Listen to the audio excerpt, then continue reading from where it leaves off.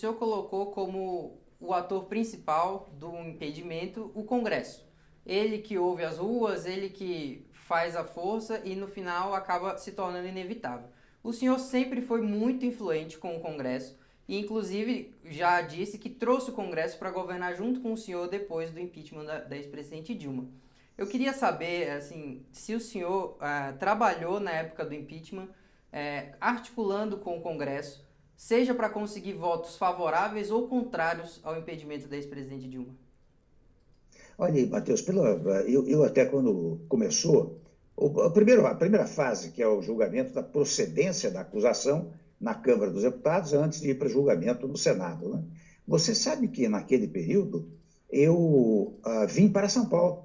Eu fiquei na minha casa, no escritório, durante algumas semanas, só voltei a Brasília 4, 5 dias antes do julgamento pela Câmara dos Deputados, porque estava começando a pegar mal aquela história do estar fora de Brasília. Primeiro ponto. Segundo ponto, você sabe que eu tentei, num dado momento, até junto ao MDB, eu tentei mostrar que não valia a pena, não é? Houve um momento até que eu comuniquei à senhora ex-presidente, tendo em vista um diálogo que o ex-presidente da Câmara teve comigo, eu disse, olha, é provável que ele arquive todos os pedidos de impeachment que existem, a senhora pode dormir tranquila. Depois não deu certo, aquilo não deu certo.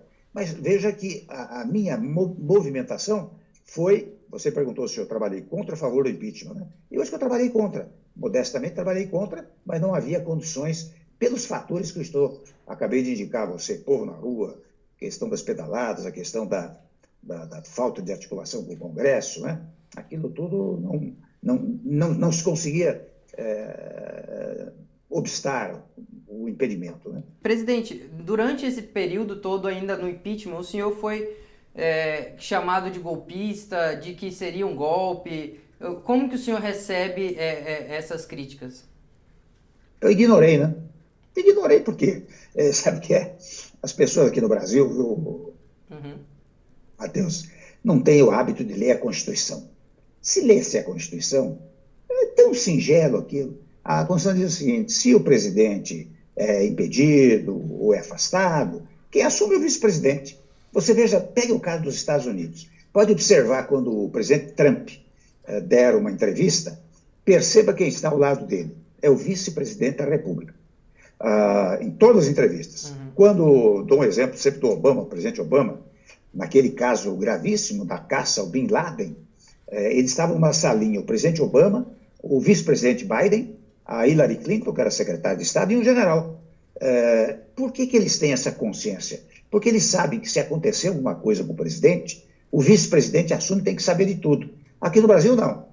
Vou dar os exemplos. Café Filho, quando Getúlio teve aquela trágica morte, né? Ele não pôde assumir. Depois, Pedro Aleixo não pôde assumir.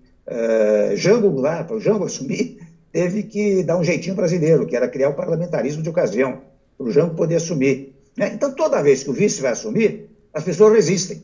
Então, é interessante, qual é a razão da existência do vice? Então, digo eu assumi não só pela via eleitoral, porque eu digo a você, na última eleição que nós participamos, a votação vitoriosa foi de 3 milhões de votos. Né? Ora, por quê? Porque o PMDB estava apoiando.